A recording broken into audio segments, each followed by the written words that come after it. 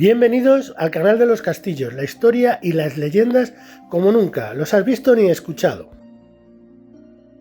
Hoy viajamos a Molina de Aragón, una villa cuya historia está escrita en las piedras de su impresionante castillo, una de las fortalezas medievales más grandes de España, que guarda entre sus muros la historia de pueblos, reyes y guerreros.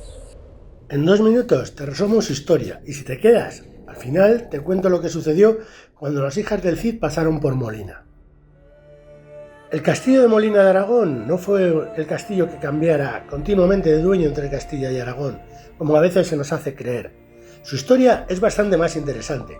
En el año 1129, Alfonso I de Aragón conquistó la fortaleza a los musulmanes, pero en lugar de incorporarla directamente a la corona de Aragón, la entregó a Manrique Pérez de Lara, pues era una frontera difícil de defender, dando así origen al señorío de Molina, un territorio con una autonomía extraordinaria.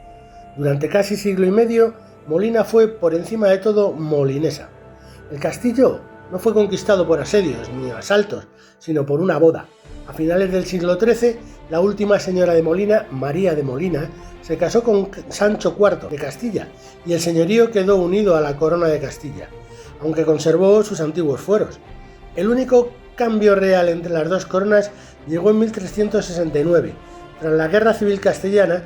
El nuevo rey, Enrique II de Castilla, entregó Molina a un noble francés como recompensa. Los habitantes de Molina se negaron a aceptarlo y decidieron ponerse bajo la protección de Pedro IV de Aragón. Así, el castillo pasó a formar parte de Aragón durante unos 6 años. En 1375, un tratado de paz devolvió a Molina a Castilla, donde permaneció para siempre. Curiosamente, aunque volvió a ser castellana, conservó el nombre de Molina de Aragón, un recuerdo que estrecha relación histórica con un reino vecino. En definitiva, el castillo solo cambió una vez de Castilla a Aragón y otra de Aragón a Castilla, pero antes de eso había sido el corazón de un señorío tan independiente que sus habitantes solían decir que eran, antes que castellanos o aragoneses, simplemente molineses. Si alguna vez pasas por Molina, no dejes de visitar el castillo. Detente un momento y piensa que en esas piedras se guarda una amistad que desafió a toda una época. Hace casi 1000 años, cuando el Cid Campeador recorría las tierras de frontera, el señor de Molina era un gobernante musulmán llamado Abengalbón, y contra todo lo que cabría esperar, en tiempos de guerra entre reinos y religiones, el viejo poema del Cantaремio Cid cuenta que ambos eran amigos.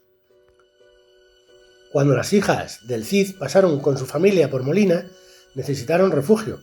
Abengalbón abrió las puertas de Molina y los recibió como si de su casa fuera.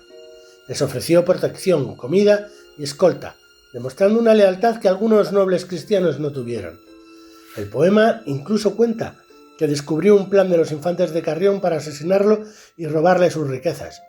Podría haberse vengado, pero prefirió actuar con honor y mantener su palabra dada al Cid.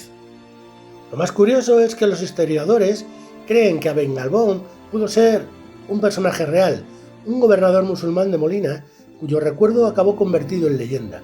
Y aunque nunca sabremos si el Cid cruzó de verdad las puertas del castillo que hoy contemplamos, hay algo que la historia y la literatura parecen susurrarnos desde esas murallas, que en una tierra de fronteras donde todos esperaban encontrar enemigos, a veces nacían las amistades más inesperadas. España tiene miles de castillos y miles de historias, y aquí vídeo a vídeo te las voy a contar todas. Suscríbete y dale a la campanita para no perderte ninguna.